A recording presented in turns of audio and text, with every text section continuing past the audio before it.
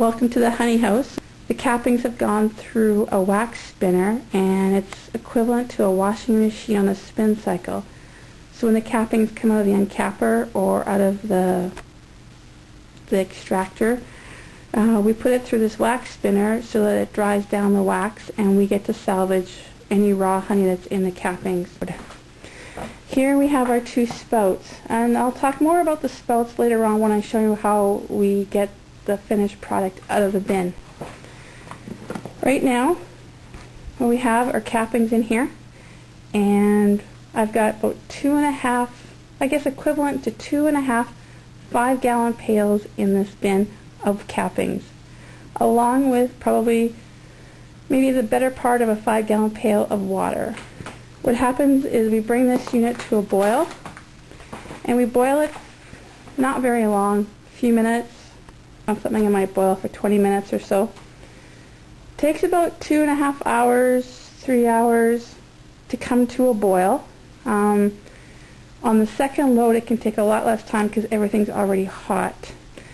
The key to this unit is once it's come to a boil, to turn it down to about 160, approximately around there, and let it sit for about 2.5 hours, even 3 hours. And what happens when it sits is the pollen and the debris all go down below. So you've got your water layer, and then you've got your gummy layer, and you've got your wax layer.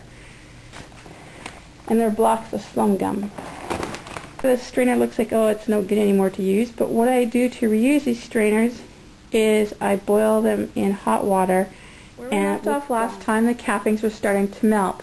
Now that the cappings have set for about 3 hours after boiling, right now there's a pot of hot water on the stove, which we'll need in a little bit. We're going to start now straining out the wax and the honey. Okay, so now we're just going to check it out. It's a little on the cloudy side this time around. Most of the wax this year has been really, really good, but this is last year's wax that's just getting rendered right now. So, anyways, so I'm just skimming off some of the stuff that did not settle out, which, well, it's not exactly the best time to do it, but I don't want it going through my straining cloth. So I'm just taking an old strainer that was in the kitchen at one time, and now is not. So the first thing we want to do is, because we have a layer of honey and a layer of water and a layer of slum gum, we want to get rid of we would like to get rid of the water and the honey to get the wax down to this spout. So here we go.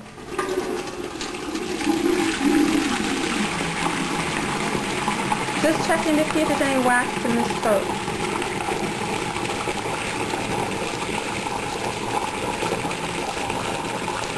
It's a little hot.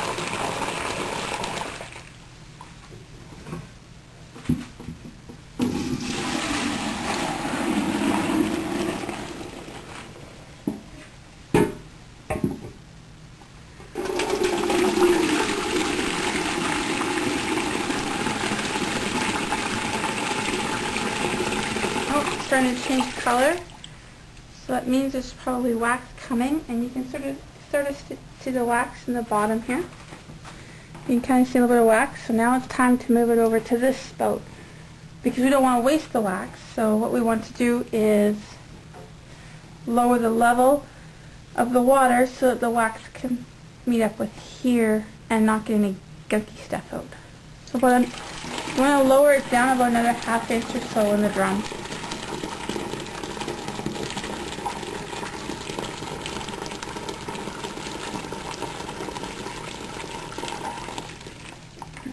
Good. Making a mess. Here we go.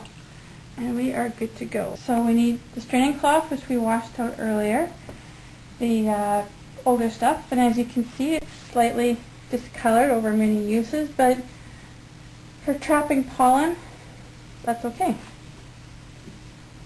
So this is a bit messy.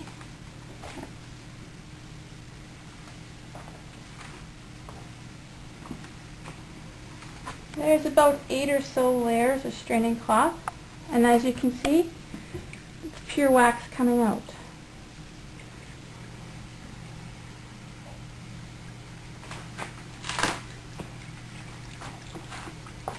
One of the ways that you can tell that you've fully gotten out all honey and all your honey out of the wax is once it's hardened, take an axe and split the block.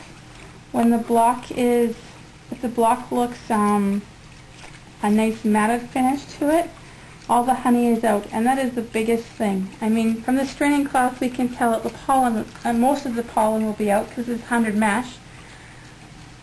It's the honey that might go through the strainer. So, you know, take it and split it with a block with an axe, and then if it's shiny, then you have honey in there, and you really need to reheat it and melt it. And water is basically the best way to do it.